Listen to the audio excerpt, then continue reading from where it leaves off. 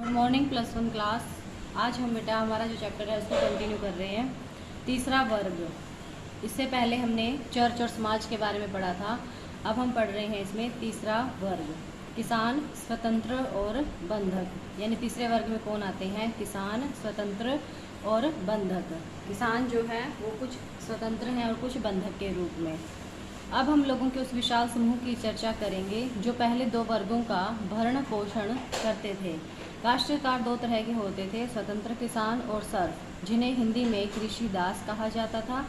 Surf अंग्रेजी की क्रिया टू सर्व से बना है। सर्फ किससे बना है ये बेटे अंडरलाइन कर लेना आप इनको, और नोटबुक में भी राइट करते रहना।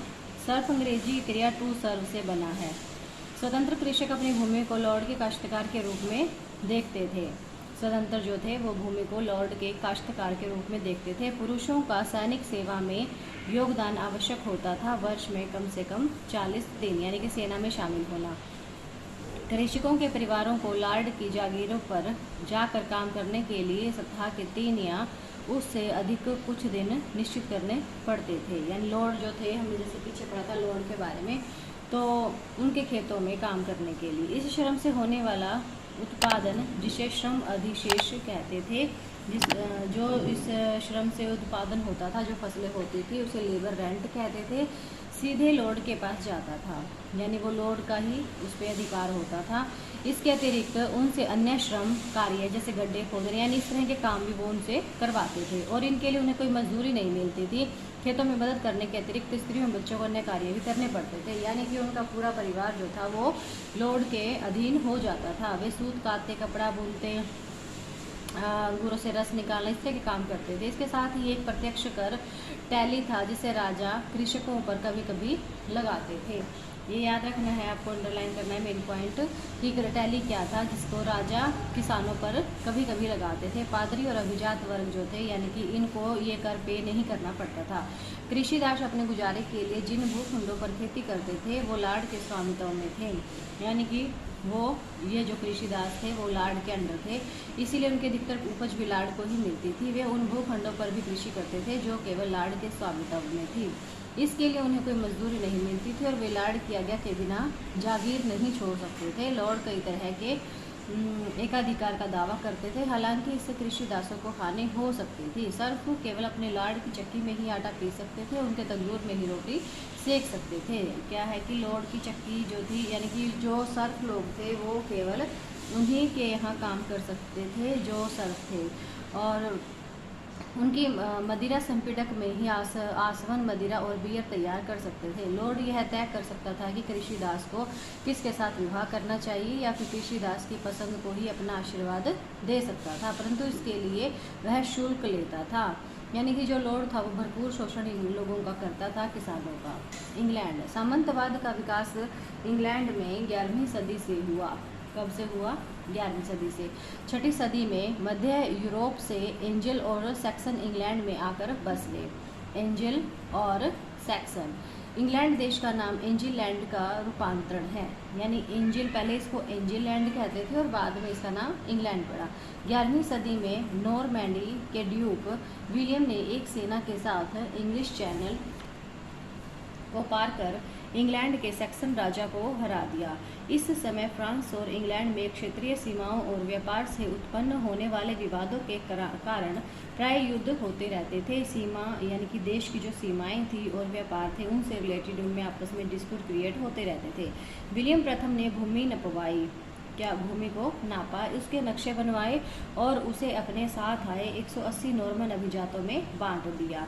यानी जो विलियम प्रथम थे उन्होंने ये काम किया और 180 जो नॉर्मन उसके साथ आए हुए थे उनमें उनको बांट दिया।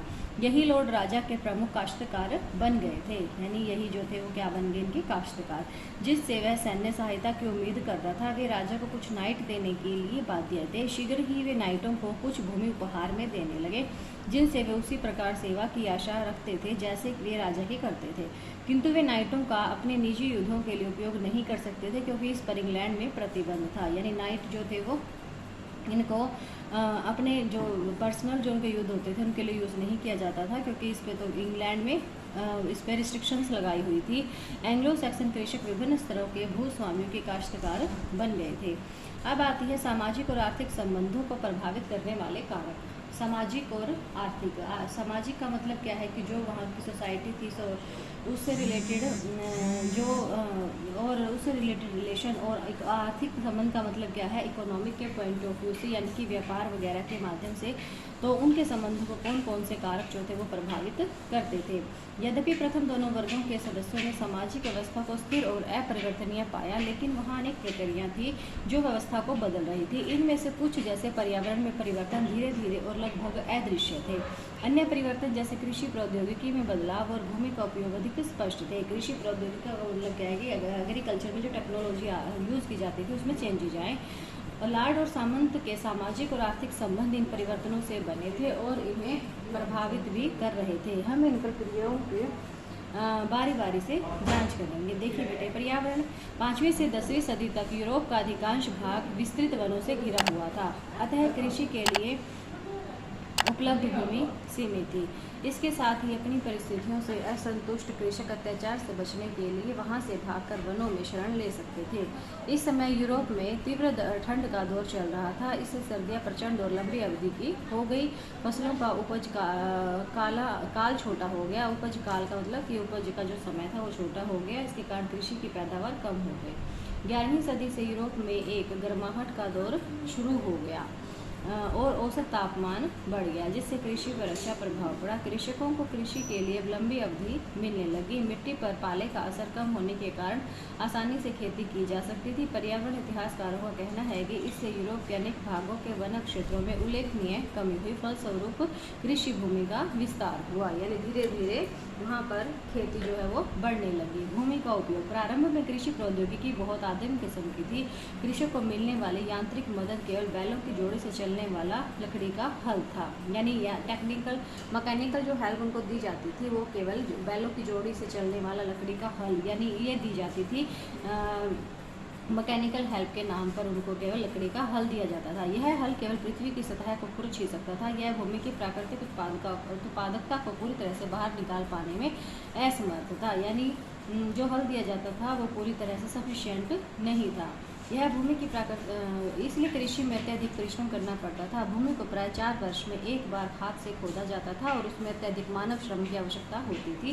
मानव श्रम का मतलब ह्यूमन लेबर की, कि मनुष्य ही उसकी उत्पादकता को बढ़ा सकते थे। साथ ही फसल चक्र के एक प्रभावहीन तरीके का उपयोग हो रहा था। भूमि को 2 भागों में बांट दिया। प्रभावहीन का मतलब कि जिसका कोई महत्व नहीं था, इस तरीके का उपयोग वो लोग कर रहे थे।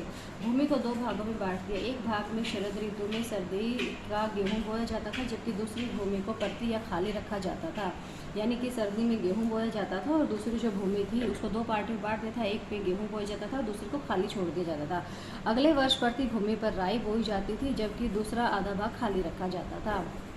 यह अगले वर्ष राई और दूसरा भाग वही खाली रखा जाता था, जैसे पहले भाग में हमने पढ़ा। इस व्यवस्था के कारण मिट्टी की उर्वरता का धीरे धीरे ह्रास होने लगा और प्राय अकाल पड़ने लगा। मिट्टी की उर्वरता का ह्रास का मतलब क्या है कि उसकी जो उपज शक्ति थी वो कम होने लगी। दीर्घकालिक कुपोषण और विनाशकारी अकाल बारी बारी से पड़ने लगी, जिससे गरीबों के लिए जीवन अत्यंत दुष्कर हो गया। दीर्घकालिक लंबे समय के लिए कुपोषण और विनाशकारी। इन कठिनाइयों के बावजूद लॉर्ड अपनी आय को अधिकतम करने के लिए उत्सुक रहते थे। हालांकि भूमि के उत्पादन को बढ़ाना संभव नहीं था, इसलिए कृषकों को मैनरों की जागीर की समस्त भूमि को कृषिगत बनाने के लिए बाध्य होना पड़ता था। ये इनकी मजबूरी थी और वो लॉर्ड जो थे वो इनकी मजबूरी का फ़ायदा उठाते थे और